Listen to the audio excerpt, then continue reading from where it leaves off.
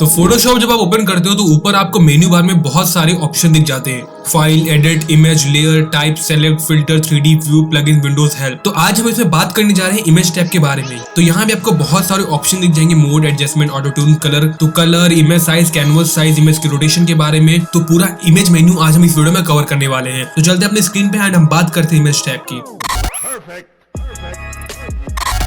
Master Photoshop unlock earning potential की series का यह एपिसोड नंबर 9 और आज की इस वीडियो में हम बात करेंगे इमेज टैब के बारे में। तो उसके लिए मैंने यहाँ पे एग्जांपल में एक इमेज लिया हुआ है। इस इमेज को मैं कर लेता हूँ डुप्लीकेट। तो कंट्रोल J प्रेस करके मैं यहाँ पे इसको डुप्लीकेट कर लेता हूँ एंड जो हमारी लेयर 1 मेन लेयर थी इसको मैं हाइड कर देता हूँ। अब इस लेयर पे यहाँ पे अब हम इमेज के सेक्शन पे जाएंगे तो यहाँ पे हमें मोड दिख रहा है। मोड के ऑप्शन पे यहाँ पे ग्रे स्केल है, इंडेक्स कलर है, RGB, CMYK, lab colour, multi channel and यहाँ पे बिट दिए हुए हैं। तो जैसा कि मैंने आपको पहले बताया कि RGB colour basically digital design जब हम बनाते हैं जो सोशल मीडिया में अपलोड होती है तो उनके लिए हम RGB कलर यूज करते हैं। जब हम अपने डिजाइन को प्रिंटिंग के लिए देते हैं तो हम CMYK कलर का यूज करते हैं एंड यहाँ पे हमें मिल जाएगा लैब कलर। तो लैब कलर जो होता है वो RGB एंड CMYK से भी ज्यादा एक्यूरेट कलर होता है। तो जैसा कि हम अपनी आंखों से देखते हैं रियल आइज, ह्यूमन आइज से, तो वैसा ही हमें कुछ लैब कलर में कलर मिल जाते हैं जो कि मोर इनहांसली एंड एक्यूरेटली कलर हमें शो करते हैं। क्योंकि इसमें 3 कलर होते हैं, लैब LAB, जिसका मतलब होता है lightness, A channel, B channel. तो बेसिकली अगर हम डिजाइन में बात करें तो हम RGB एंड CMYK में ही करते हैं, लैब कलर वगैरह हम ज्यादा यूज नहीं करते हैं। बट फिर भी अगर आपको मोर एक्यूरेट कलर्स चाहिए तो आप एक बार लैब कलर को टेस्ट जरूर कर सकते हो। इसके बाद नीचे यहाँ पे आपको एडजस्टमेंट मिल जाएगा। एडजस्टमेंट में आप ब्राइटनेस, लेवल, कर्व, एक्सपोजर, बहुत सारी चीजें जिनको आप खुद मेजर कर सकते हो। अगर आपकी किसी इमेज में ब्राइटनेस कम है तो आप यहाँ पे ब्राइटनेस में क्लिक करोगे एंड ब्राइटनेस को आप बढ़ा सकते हो। तो आप यहाँ पे देख रहे हो कि इसकी ब्राइटनेस बढ़ चुकी है एंड ओके में क्लिक कर दोगे तो इसकी ब्राइटनेस ऑटोमेटिक बढ़ चुकी है। तो उसके बाद अपने पास यहाँ पे ऑप्शन आ जाता है कर्व्स का। अगर आप कर्व्स में खेलना चाहते हो, अगर डार्कर एरिया को और ज्यादा हाईलाइट या डार्क करना चाहते हो तो वहां से तो ये यहाँ से आप इन कर्व्स की मदद से खेल सकते हो। इधर साइड का जो एरिया है ये लाइटर एरिया होता है एंड जो डार्कर एरिया होता है वो हमारा ये लेफ्ट साइड वाला शो कर रहा होता है। तो आप अपने हिसाब से एडजस्टमेंट करके इसको यूज करोगे एंड आप इमेजेस को इनहेंस कर सकते हो। ओके में क्लिक कर देंगे तो यहाँ पे आप देख सकते हैं ये हमारी जो लेयर जिसमें भी हमने लेवल्स दिए हैं एंड ये हमारी प्रीवियस लेयर है एंड ये अभी जिसमें हमने लेयर यूज किया है, ब्राइटनेस यूज किया है, वो लेयर है। इस पे हम लिख देते हैं लेवल्स एंड अब इस लेयर को यहाँ से हाइड कर देते हैं। अब अपनी ओरिजिनल लेयर को फिर से डुप्लीकेट कर लेते हैं एंड इसमें कुछ कलर कॉम्बिनेशन ट्राई करते हैं। इमेज में जाएंगे, एडजस्टमेंट में जाएंगे, यहाँ पे हमें एक्सपोजर दिख जाता है। एक्सपोजर मतलब इमेज में एक्सपोजर उसको और हाईलाइट करना, तो वो यहाँ से हम एक्सपोजर इस पे दे सकते हैं। अगर हमारी इमेज डार्क है तो मेन यहाँ पे हमारा ये सेंटर में फोकस, ये अपने जो अंकल जी हैं ये सिर्फ फोकस में है। तो अगर हम एक्सपोजर देना चाहते हैं इमेज में तो हम इसको और एक्सपोजर दे सकते हैं। ऑफसेट भी आप दे सकते हैं। ऑफसेट मतलब आपकी इमेज को सेट कर देगा। ऑफसेट भी देना चाहे तो आप ऑफसेट दे सकते हैं, डार्क एंड ये स्मूथनिंग कलर में दे देता है। गामा करेक्शन करना चाहे तो भी कर सकते हैं। गामा करेक्शन मतलब ये आपकी जो इमेजेस में अभी आप तो गामा करेक्शन मतलब जो आपकी इमेजेस में आपने देखा आपने कि एक व्हाइट कलर का आ रहा था तो ये उसने उस व्हाइट कलर की स्मूथनिंग को कम करके इमेज को हमारी थोड़ी सी अच्छी से इनहांस कर दिया है। तो इसको हम ओके में क्लिक कर देंगे तो ये इमेज थी हमारी जिसमें हमने एक्सपोजर दिया। तो मैं इस पे एक्सपोजर लिख देता हूँ। तो ये थी हमारी ओरिजिनल इमेज एंड इसमें हमने एक्सपोजर दिया तो कुछ ऐसी आ गई है। अब इस लेयर को फिर से डुप्लीकेट कर देते हैं। तो अब वापस इमेज में आएंगे, एडजस्टमेंट में जाएंगे, यहाँ पे आ जाता है वाइब्रेंस। तो मैं आपको तो वाइब्रेंस का काम क्या होता है कि जब आप इसकी वाइब्रेंस को बढ़ाएंगे तो इमेज जैसे आप देखेंगे इसका कलर थोड़ा सा डार्कर होता जा रहा है। उसी टोन में इमेज का कलर थोड़ा और डार्क हो जाएगा। जो कलर होंगे वो कलर और डार्क हो जाएंगे। सैचुरेशन बढ़ाएंगे तो जो रेडिशनेस होती है वो इमेज में बढ़ जाती है। तो वो भी यहाँ से आप एडजस्ट करके कर सकते हैं। तो इसमें हमने दे दिया वाइब्रेशन एंड सैचुरेशन। तो ये थी हमारी वाइब्रेशन एंड सैचुरेशन वाली लेयर एंड ये जो हमारी मेन लेयर। आप चेंजेस खुद देख सकते हैं कि क्या चेंजेस इसमें हुए हैं। अब इस लेयर को फिर से डुप्लीकेट कर लेते हैं। इमेज में जाएंगे, इसको सिलेक्ट कर लेंगे, इमेज में जाएंगे, एडजस्टमेंट में जाएंगे एंड यहाँ पे हमें मिलता है कलर बैलेंस। और लेफ्ट साइड में सियान मैजेंटा येलो है और राइट साइड में रेड ग्रीन ब्लू है। तो इनके लेवल्स अगर आप मैनुअली देना चाहें तो मैनुअली भी एडजस्ट कर सकते हैं कि आपको सियान कितना रखना है, RGB कलर में कितना रखना है, वो आप मैनुअली भी दे सकते हैं। तो आप अगर अपने हिसाब से एडजस्ट करना चाहें इनको नंबर से एडजस्ट कर सकते हैं, अगर मैनुअली भी करना चाहें वो भी कर सकते हैं। यहाँ पे नीचे टोन बैलेंस में 3 ऑप्शन दिख जाएंगे, शैडोज, मिड टोन, हाईलाइट। तो अगर यहाँ पे आप शैडोज सेलेक्ट करेंगे एंड शैडोज के साथ खेलेंगे तो जो डार्कर एरिया होगा ये सिर्फ उनके ही साथ खेलेगा। शैडोज जहाँ पे लाइट कम होगी उनको ही सिर्फ टारगेट करेगा। मिड टोन्स पे जाएंगे तो जहाँ पे लाइट थोड़ी अच्छी होगी ये सिर्फ उन एरिया को ही, जैसे आप देख रहे हैं यहाँ पे इसकी मिड टोन्स है तो यहाँ पे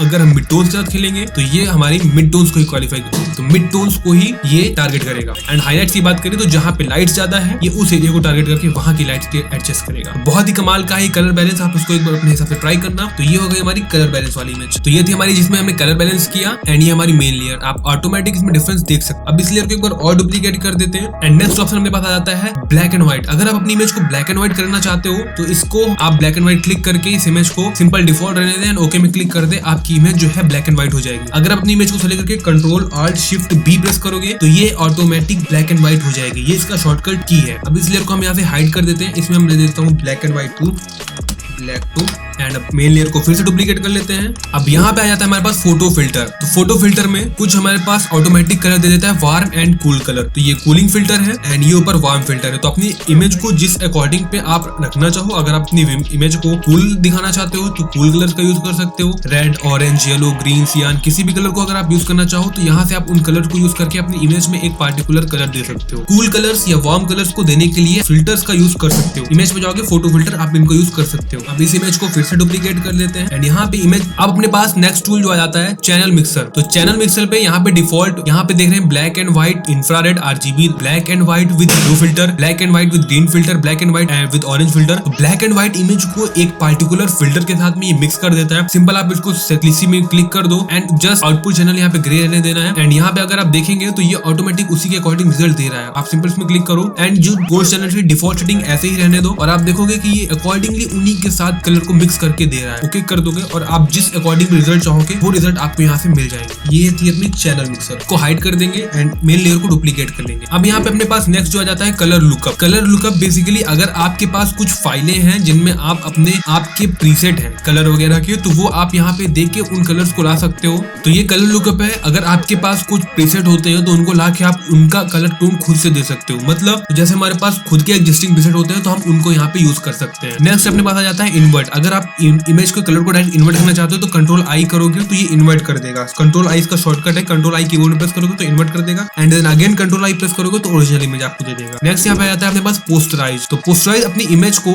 पोस्टर की तरह क्रिएट करके दे देता है। तो अगर आप पोस्टर वाला इफेक्ट अपनी इमेज में देना चाहते हो तो आप पोस्टराइज को यूज कर सकते हो। जितना ज्यादा करोगे उतना इसको पोस्टराइज कम करेगा, जितना लेवल इसका कम रखोगे उतना ही ज्यादा अच्छे रिजल्ट्स आपको मिलेंगे। इसको आप 10 to 13 रख सकते हो और रिजल्ट आपको यहाँ पे काफी अच्छे देखने को मिलेंगे। ओके में क्लिक कर दिया तो ये हो गया अपना पोस्टराइज इफेक्ट एंड इस लेयर को हाइड कर देते हैं, लेयर को डुप्लीकेट कर लेते हैं एंड एडजस्टमेंट में अपने पास नेक्स्ट जो आ जाता है वो है थ्रेशोल्ड। थ्रेशोल्ड मतलब कोई चीज किसी पॉइंट से स्टार्ट हो रही है। तो यहाँ से जैसे देख सकते हो कि हमारी इमेज जो है ये एंगल के पास से स्टार्ट हो रही है। तो यहाँ से आप थ्रेशोल्ड के लेवल को एडजस्ट करके अपनी इमेज को इस तरह का कुछ इफेक्ट दे सकते हो। ये था हमने थ्रेशोल्ड दिया, इसको हाइड कर देंगे एंड देन अगेन डुप्लीकेट कर लेंगे लेयर को। नेक्स्ट यहाँ पे अपने पास आ जाता है ग्रेडियंट मैप। ग्रेडियंट मैप मतलब अगर आप अपनी इमेज में किसी भी तरह का ग्रेडियंट देना चाहते हो तो वो यहाँ से आप ग्रेडियंट को सिलेक्ट करके इस पे ग्रेडियंट दे सकते हो।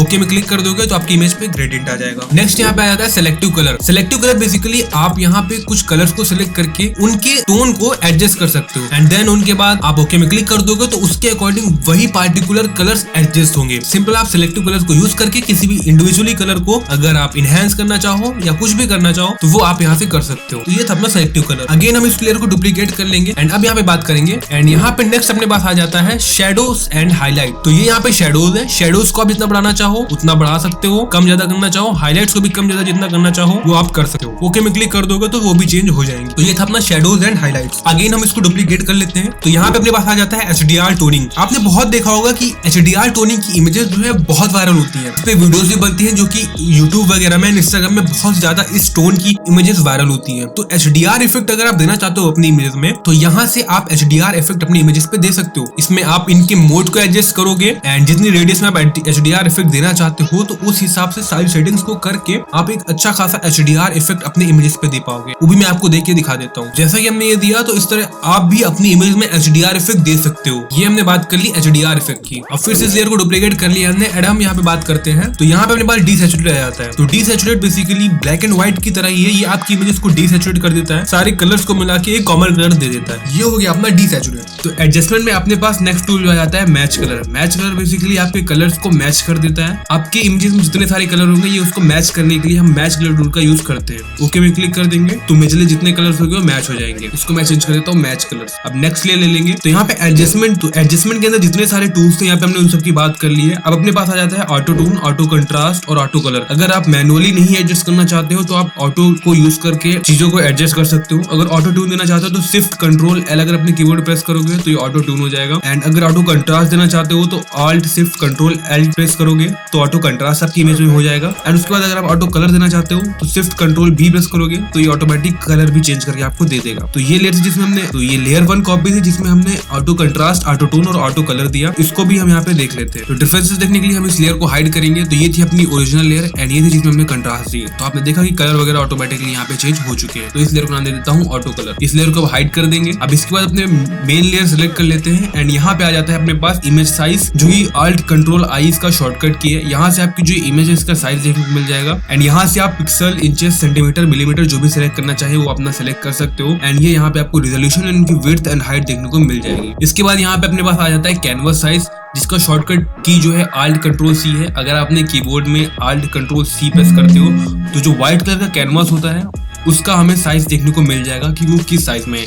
यहाँ पे 1800 बाई 1200 पिक्सल्स में ये यहाँ पे हम कैनवस का साइज देख सकते हैं। तो इमेज साइज जो है बेसिकली ये लेयर की जो होती है, ये लेयर ये इमेज है, तो इसका साइज देखने के लिए हम इमेज का यूज करते हैं, इमेज साइज का। एंड कैनवस जो ये व्हाइट कलर का बैकग्राउंड होता है ये कैनवस साइज होता है, तो इसमें आपको कंफ्यूज नहीं होना है। नेक्स्ट अपने पास आ जाता है इमेज रोटेशन। यहाँ से आप इमेज को रोटेट कर सकते हो जैसा भी आप रोटेट करना चाहो। इमेज रोटेशन में जाओगे यहाँ 90 degree counter clockwise, 90 degree clockwise, flip canvas. अगर आप अपने कैनवस को भी हॉरिजॉन्टली या वर्टिकली मूव करना चाहते हो तो वो भी आप यहाँ से कर सकते हो। वर्टिकली मूव करना चाहते हो तो वर्टिकली भी कर सकते हो एंड कंट्रोल जेड प्रेस कर दोगे तो आपको एज इट इज आ जाएगा जैसे पहले था। उसके बाद यहाँ पे अपने पास आ जाता है ट्रिम। तो ट्रिम से आप किसी भी कॉर्नर को ट्रिम कर सकते हो जितना आप अपने अकॉर्डिंगली ट्रिम करना चाहो। उसके बाद यहाँ पे नीचे अपने पास आ जाता है डुप्लीकेट। डुप्लीकेट बेसिकली अपनी इमेज को डुप्लीकेट कर देता है, उसकी एक और लेयर हमें दे देता है। तो डुप्लीकेट में आप क्लिक करेंगे, यहाँ पे आ गया, इसको आप नाम देना चाहते हो तो डुप्लीकेट लेयर जैसे मैं नाम दे देता हूँ। ओके में क्लिक कर दोगे तो इसकी आपको एक डुप्लीकेट लेयर यहाँ ऊपर देखने को मिल गई। ये जो टैब था आपका, एक जो फाइल ओपन थी उसी का हमको यहाँ पे दूसरी फाइल ओपन होकर मिल चुकी है एज अ डुप्लीकेट लेयर। जो सारा काम आपने इसमें किया वही सेम आपको यहाँ पे देखने को मिल गया है, तो इसको भी आप सेव कर सकते हो। अभी के लिए मैं इसे काट देता हूँ। तो ये हमारे पास मेन लेयर है। तो अब यहाँ पे आपको एक ऑप्शन मिल जाएगा अप्लाई इमेज का। अप्लाई इमेज का काम क्या होता है कि हमने जो सारा काम यहाँ पे किया हुआ है, आप राइट साइड में देख सकते हो, level, exposure, variation and saturation, vibration, saturation, colour balance, तो ये सब जो चीजें हमने दी है तो ये यहाँ पे आपको लेयर में दिख रहा है। तो ये इफेक्ट आप इनमें से कोई भी इफेक्ट अगर आप अपनी इस इमेज पे देना चाहते हो तो वो यहाँ से आप क्लिक करके चेक कर सकते हो कि कैसा लग रहा है एंड इसको आप दे सकते हो। ओके में क्लिक करोगे, यहाँ से ब्लेंडिंग मोड भी सिलेक्ट कर सकते हो अपने अकॉर्डिंग जो भी आप रखना चाहो एंड ये आप एक न्यू इफेक्ट क्रिएट करके आपको दे देगा। मैंने मल्टीप्लाई में क्लिक किया तो यहाँ पे देख सकते हो कितना अच्छा पोस्टराइज इफेक्ट हमें देखने को मिल गया है। तो ये भी आप इस टूल को यूज करके कर सकते हो। मेन लेयर को सिलेक्ट कर लेंगे। इसके बाद अपने पास आ जाता है यहाँ पे कैलकुलेशंस। तो कैलकुलेशन में बेसिकली जैसे हमने पास अप्लाई इमेज था उसमें हमने एक इमेज को यूज करते थे एंड यहाँ पे आप दो लेयर को यूज करके काम कर सकते हो। किसी से कलर, यहाँ से हमने कलर बैलेंस सेलेक्ट कर लिया एंड इसके बाद अगर आप चैनल भी देखना चाहो particular red, green, blue, transparency आप किसी को सेलेक्ट कर सकते हो एंड सेकंड यहाँ पे आप कुछ और ले लिया हमने, मैं यहाँ से ले लेता हूँ पोस्टराइज ले लिया। उसके बाद ब्लेंडिंग मोड आप अपने अकॉर्डिंग एडजस्ट कर सकते हो जो भी आप रखना चाहो। रिजल्ट में आप न्यू चैनल, न्यू डॉक्यूमेंट कुछ भी कर सकते हो। न्यू डॉक्यूमेंट कर दूंगा, ओके में क्लिक कर दूंगा तो ये यहाँ पे हमें एक न्यू डॉक्यूमेंट क्रिएट करके दे देगा। जैसा अभी आपने यहाँ देखा कि हमने जो इफेक्ट क्रिएट करा था उसका हमें एक न्यू डॉक्यूमेंट देखने को मिल गया है। तो वापस से आ जाते हैं अपनी मेन लेयर में एंड यहाँ पे अपने पास नेक्स्ट ऑप्शन जो आ जाता है एनालिसिस का। यहाँ पे हमें रूलर और काउंट टूल देखने को मिल रहे हैं। तो रूलर टूल का काम बेसिकली होता है हम अगर अपने कैनवस पे रूलर ड्रॉ करना चाहते हैं तो सिंपल हम क्लिक करके एंड ड्रैग कर देंगे, हम रूलर ड्रॉ कर लेंगे और अगर आप शिफ्ट दबा के प्रेस करते हो देन ये आपकी रूलर स्ट्रेट में आएगी। एंड इसी के जस्ट बाद में आपको मिल जाता है count tool. Count tool basically आपके मुझे नंबर्स दे देता है, जहाँ पे आप क्लिक करेंगे ये वहाँ पे नंबर्स उसी के अकॉर्डिंग दे देगा। ये हमारा फर्स्ट, सेकंड, थर्ड, 4, 5, 6। तो जब हम मैपिंग वगैरह काम कर रहे होते हैं वहाँ पे हम नंबर्स देना चाहते हैं तो वहाँ पे हम इसको यूज कर सकते हैं। इसका साइज बढ़ाना चाहें तो हम यहाँ से मार्कर साइज भी बढ़ा सकते हैं। इसका एक एग्जांपल आपको शो करता हूँ। तो ये हमारे पास इंडिया का मैप है। अब यहाँ पे हम स्टेट्स में नंबर शो करना चाहते हैं तो यहाँ से हमने मार्कर साइज जैसे 10 कर रखा है। तो बस अब हमें सिंपली क्लिक कर देना है। तो उत्तर प्रदेश में आ गया फर्स्ट। इसका कलर चेंज करना है तो यहाँ से आप कलर भी चेंज कर सकते हो। तो रेड कलर मैंने कर दिया। सेकंड जहाँ पे क्लिक किया राजस्थान हो गया। मध्य प्रदेश में थर्ड, छत्तीसगढ़। तो ऐसे जिन भी स्टेट में बेसिकली मैप वगैरह में या जब हमें कुछ इन्फोग्राफिक्स बनाना है, कुछ चीजों को रिप्रेजेंट करना है तो वहाँ पे हम इस काउंट टूल का यूज कर सकते हैं। तो ये थी वीडियो जिसमें हमने बात करी इमेज टैग के बारे में। तो आई होप कि ये वीडियो आपको पसंद आई होगी और अगर पसंद आई तो इस वीडियो को एक लाइक करना, चैनल पर सब्सक्राइब करो और ये वीडियो उन दोस्तों को शेयर करो जो फोटोशॉप सीखना चाहते हैं। मिलते हैं नेक्स्ट वीडियो में। Till then bye bye.